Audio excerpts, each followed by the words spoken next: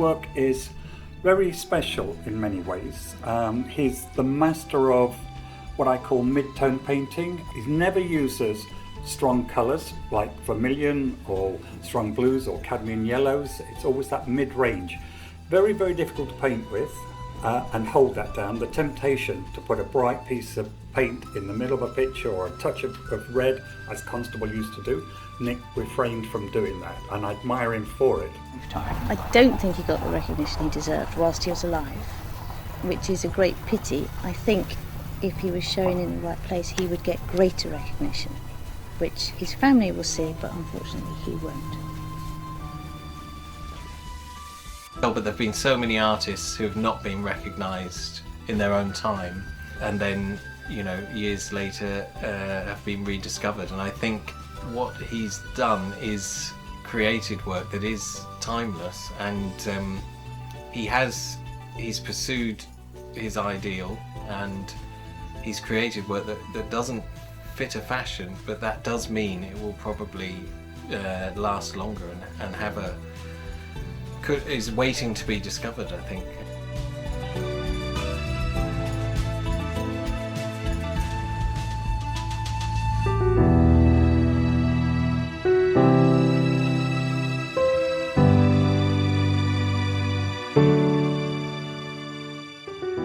Nicholas Simington was almost 40 years of age before his dream of becoming a professional artist started to take shape. It was only then that his talent began gaining recognition amongst fellow artists, art reviewers and gallery owners. An early high point of his emerging career was a summer show at the prestigious Serpentine Art Gallery in London, which championed new ideas in contemporary art and provided an invaluable platform for emerging artists. In 1982, Nicholas's work was selected by John Lesor to be shown in the summer show he was curating.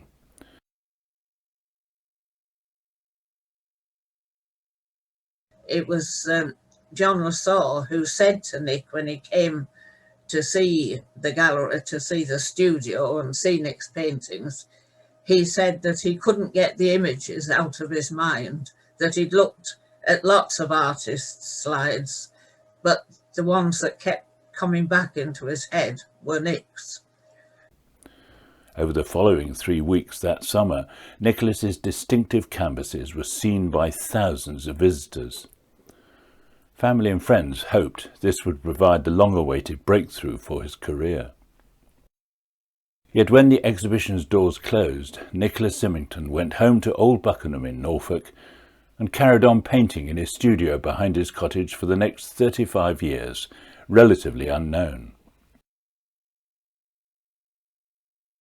The studio was an Aladdin's cave.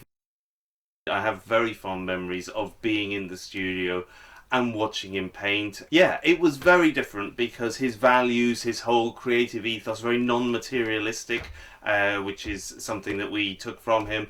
And yeah, love it. It was great watching him work, seeing him be so creative.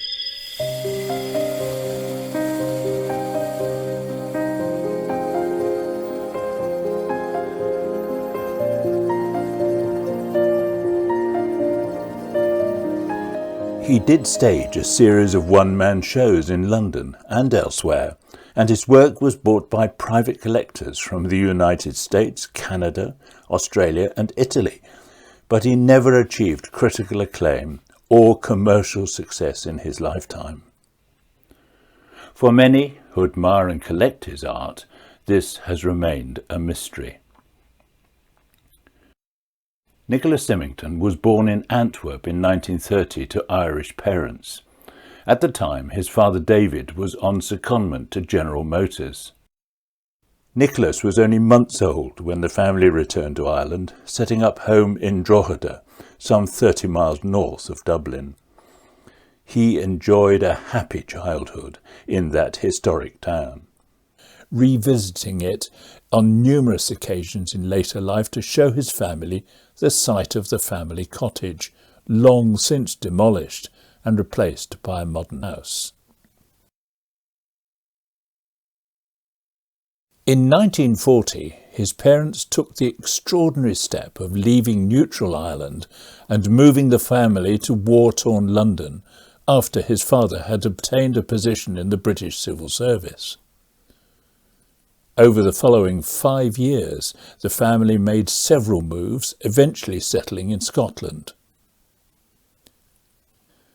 At the end of the war, his father David took up another civil service position, this time in Egypt. When his parents went off to Egypt, Daddy was sent to a boarding school just outside Oxford, the Salesian College, and Daddy was not a kind of person who was cut out for boarding school at all. I think I would have hated it, and I'm very similar in temperament. And I know, because he talked about it many times, that he hated it. He hated almost every minute of it. The only bits he used to talk about were in a positive way. It was the art class. He studied art for the first time there. At school there was an art class, and he got a lot of positive feedback from the teachers who said he had a talent. And those were the only moments that sort of made the Salesian College bearable by his telling. Artistic talent ran in the family. An elderly second cousin, Frank Kelly, was an internationally acclaimed expert and designer of period costumes for screen and stage. Known as Uncle Frank, he would send Nicholas framed copies of his latest illustrations. But he didn't really say in any way he influenced her, and I don't think he did. They were doing different things. He saw someone in the family could make a career out of something that wasn't an office job or a straight-laced job, and that may have, had an influence on him later on. After national service, he reluctantly took up a series of mundane jobs in accountancy, which left him unfulfilled. In 1959, Nicholas's life changed dramatically when he met newly qualified schoolteacher Barbara Preston at a dance in Manchester. 2 years later, they married. The newlyweds soon swapped their home in Manchester for Carluke, a small town just outside Glasgow, where Nicholas had taken up a promotion as a cashier with the giant electrical firm AEI. How he didn't like the job he was in, and he had several jobs, was really a square peg in a round hole every time. And he'd always wanted to go to art college. But when he was a teenager, those were the days when you did what your parents told you. They said there's no future in art, and he wasn't allowed to go. And a careers officer suggested he became a draftsman. He said, that's drawing. But he didn't go down that route.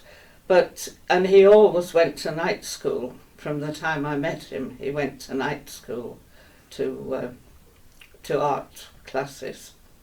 But it was only when we moved to Scotland that he went to night classes at Glasgow School of Art and got a really professional tutor who told him he should go full time.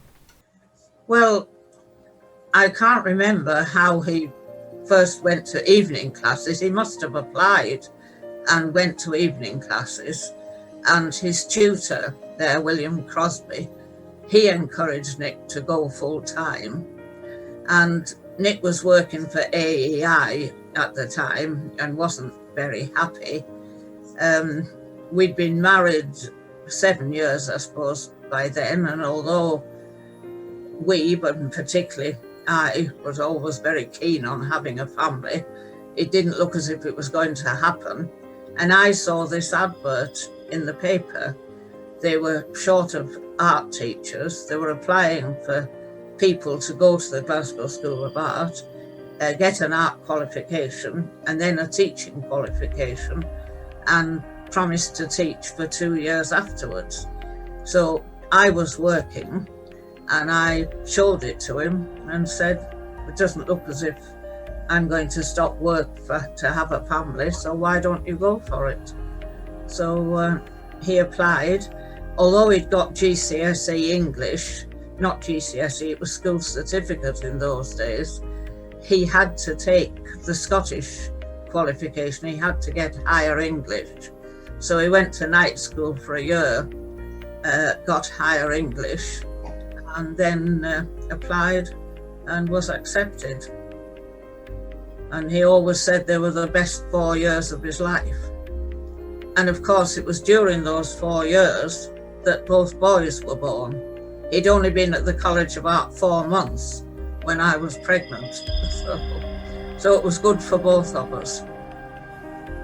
I've always enjoyed painting and drawing from the time I was a child. I won a lot of prizes at school, etc. So I always wanted to go to art school, and eventually got into the Glasgow School of Art. There you learn how to reproduce what you see and get the technical side of painting.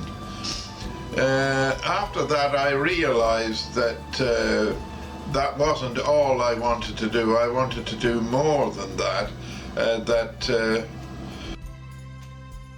I wanted to reproduce things that I admired in other painters, the paintings that I really loved, and painters I really loved. And these were, I found, had all got something in common. I thought they had this, children had the same thing. They were able to do, because they had no inhibitions, they would create a magical presence, something that was magical. Didn't have to be absolutely realistic. It had some presence, a magical presence. Now, when I thought about it, when I looked around various people, I found that people like Cézanne, I thought his were terrific, and they don't look, they're not done from the point of view of technique. It's not about technique, it's about a presence. When you look at them, they've got something, you can't put your finger on it. The other person is Piero, another one is Piero della Francesca. I think it's to do with forgetting about being absolutely realistic. You've got to sort of go with your inner feeling. You have to simplify and not get caught up in too much detail. I mean, that kills it.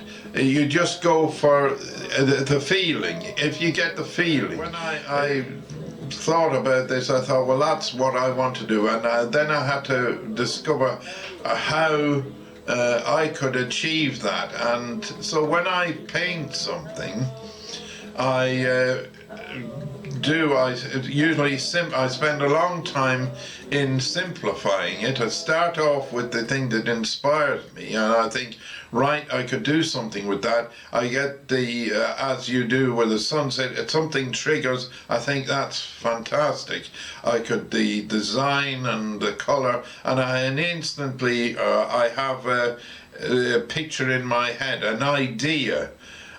So then I put that down and I will simplify. I'll do maybe half a dozen or a dozen variations on that to see which design achieves what I want, the magical presence. That's what I concentrate on, so that to do a painting for me could go, it just keeps going until I get that, when I look at it, I think it's got it. Now, sometimes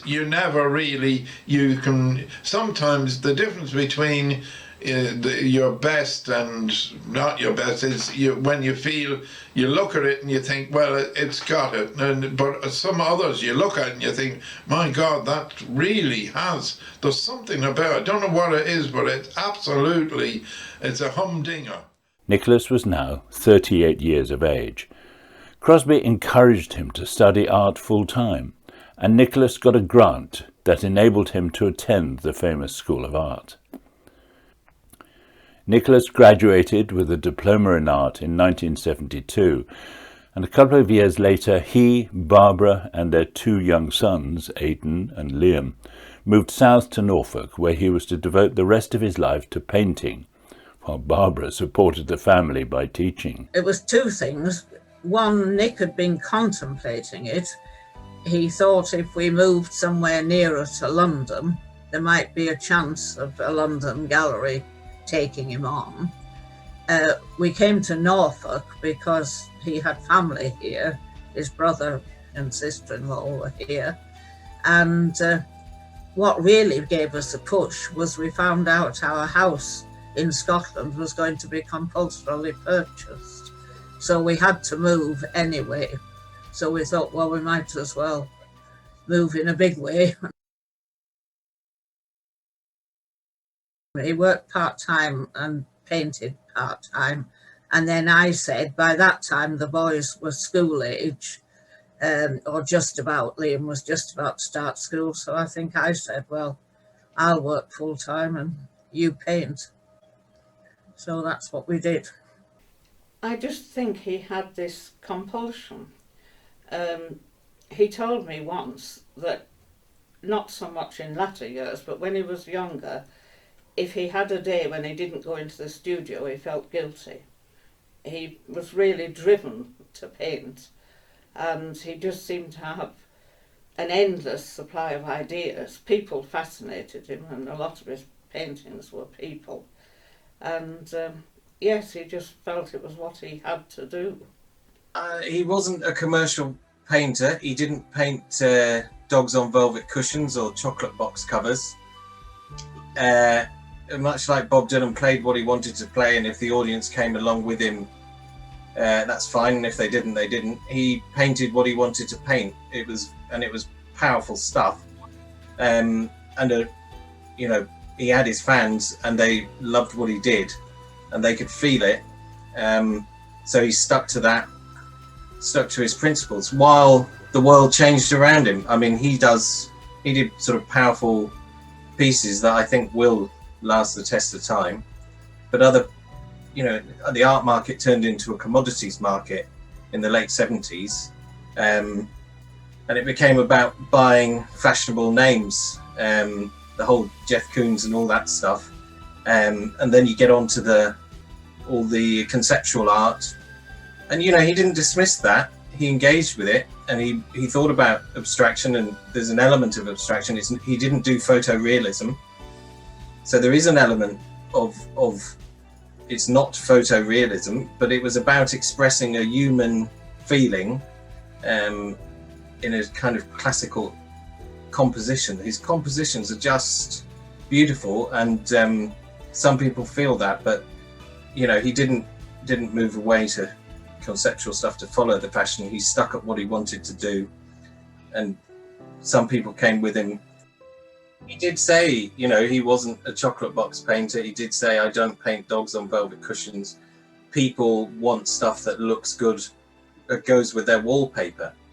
A lot of people, that's, what they want. And a lot of people who had the taste didn't have the money, and a lot of people who had the money didn't have the right taste. So I think it was frustrating for him. It's not true to say that he didn't care. He wanted to be recognized, but he also didn't want to compromise on the quality of the work that he was putting out. But the important things were not how you looked, were not keeping up with the Joneses, were not the car. It was about this emotion that he was creating, this beautiful works of art. He never went anywhere without a sketchbook or a camera or something. He didn't need to sort of sit down and say art means a lot, because the fact is, if he had an idea, it would be, boys, can you go out into the garden, because I'm going to take some photographs of you, and whatever you do, don't smile. I remember that very well. And even if we were on holiday and driving along somewhere on the way to a beach or something, if he saw anything he liked, again, it would always be, can you stop the car, Barbara, and go back about half a mile back. There was a field, and there was something I liked there. I'll take a photo of that. That might work for a painting. So I don't think he ever sort of said, well, boys, you know, paint, but it was all he talked about. There were many people who were really passionate about Daddy's work. There were many collectors you know, and the emails that you get from people who love the work is always great. And, you know, while he was living and then again when he died, we heard from several people saying things like, you know, why on earth your father isn't internationally renowned is beyond me. I have his paintings on every wall of my house and they bring me joy every day. Things like that. So for those people and for me, he was probably the best artist that you've never heard of. I think he didn't receive the recognition we thought he should, partly because of the time when he graduated and started painting full time. He often said that if he'd graduated about the same time as David Hockney, who was a good few years behind him, galleries then were much more willing to take a chance on a new artist. Partly that, and partly, I suppose, because he stuck to what he wanted to paint. He had his own ideas, and he wasn't going to paint fashionable things. And I suppose he was unlucky. It was the time, you know, when Saatchi and company were persuading people that Damien Hirst and Tracy Emin were the kind of artists to go for. I would rate him as a slightly undiscovered, nearly old master. I think he's got that classic quality about his work, which needs to have more exposure, and then he could just keep going. It's theatrical, the way it's set up. Quite mask. Some of the figures are quite mask-like. I mean, it's different because he does so many different things. He does still lifes, he does landscape, he does the figure studies. I'm most interested in the figure studies. And when he has a group of figures, there's a dynamic going on which you don't quite know. So it's up to you to try and formulate your own story around each picture. Because somebody will be looking out at you, somebody will be looking off to the side, and you have to work out in your own mind what's gone on, what's happening. But his style was so unique, wasn't it? I found his style unique. So comparing him to other artists is difficult. But it's the uniqueness that makes him Special. interesting. Yeah, and special and collectible. Called me over to his studio and he said, I would like you to choose a picture for yourself and Sheila from my collection that was in the studio. So we looked around at all the pictures, and that one, although the condition isn't great, absolutely talked to me. And I said to Nick, I would love to have that picture. He said, well, it's yours. Now, the reason I like it is because that epitomises part of Nick's thinking and work, that you have two characters. One is looking directly at you, and the other, the male, is looking at the lady. But that then brings us into a triangle, because you are suddenly involved in that picture. The lady's looking at you, you're looking at the lady, you're looking at the man. There is a conversation piece that is running between the three of you. And that's the beauty of Nick's work, that he brings you into his paintings. Also, you have in that his symmetry work. Everything is held on parallel lines and vertical lines, so you can't move out of the space that is created. So you concentrate on those two figures only. I think it's brilliant. All three engage you. You think, what are they looking at?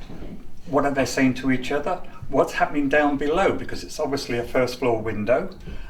We have the shadow here of a door maybe, and I think that brings you again to having a conversation with the three people. And the tones within the picture, they're all in the mid-range. There's nothing strong shouting out at you, and that is the beauty and the subtlety of Nick's work. Yeah. These are little sketches that Nick would do as preparation for an oil painting. They're small vignettes, but they are studies of figures, how we'd like them actually to come out on the paintings. So they're double-sided, as you can see. So each one is worked, his mind is working all the time on how to prepare the composition. The same with this one. We have series of portraits, so he's getting the angle right and also the expression right. Then again we have the vignettes at the bottom, and we can turn over again, and there's a whole series of small sketches. This is his mind working before he actually starts to paint. Nick came from an iconic art school, the Glasgow Art School, which is renowned for the colourists, but he doesn't fit that band really.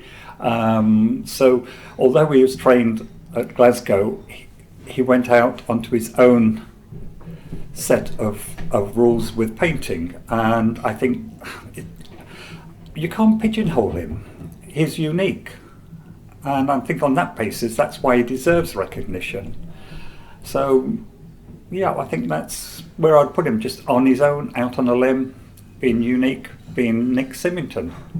It was like a dichotomy. He wanted, in the abstract, absolutely to be recognised, to be successful, etc. But he equally was not interested in doing the things that a more person who was focused on that as their main goal would do, because all he wanted to do was paint. So marketing, promoting, etc. He relied on other people. He had good friends, good family who would do what they could. But he wasn't a natural marketer. Daddy was like that. He didn't play the game, and he didn't go to the right garden parties, and he didn't put in the time on the promotion because, quite understandably, his passion was art and he wanted to paint. So I think what he would have wanted was for somebody to come along and say, this is the greatest work I've ever seen, I'm going to put £1 million into promoting you and making you a huge success. And for it to happen, he absolutely wanted it to happen. But for him, anything that took time away from him actually having an idea for a painting, creating the next painting, there was always a list. I mean, even when he finally retired from painting, there was a list of 17 paintings that were the next 17. So, there was never a time for promotion. Nicholas continued painting into his 80s and was delighted when the magazine Artists and Illustrators shortlisted him for the Artist of the Year award. Ill health eventually forced him to hang up his paintbrushes and put away his sketch pads at the age of 86. He died at his home in Old Buckenham in 2020, aged 89. By his bedside were his devoted wife Barbara and their sons Aidan and Liam.